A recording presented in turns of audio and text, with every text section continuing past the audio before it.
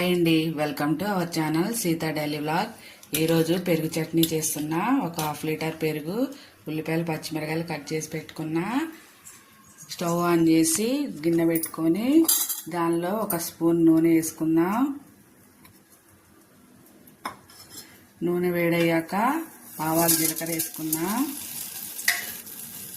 ఆవాలు జీలకర్ర వేగాక ఉల్లిపాయలు వేసుకుందాం. ఆవాలు జీలకర్ర ఫ్రై అయిపోయింది. ఇప్పుడు ఇందులో ఉల్లిపాయలు వేసుకుందాం.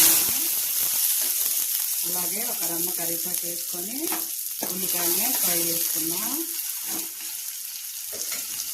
ఈలోపు పెరుగుని గడ్డలు లేకుండా ఇలా మంచిగా గిలకొట్టుకొని పక్కన పెట్టుకోవాలి.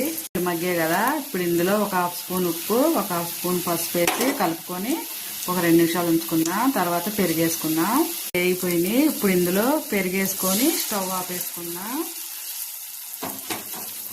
ఉప్పు మీ రుచికి సరిపడా వేసుకోండి. స్టవ్ ఆపేసుకోండి.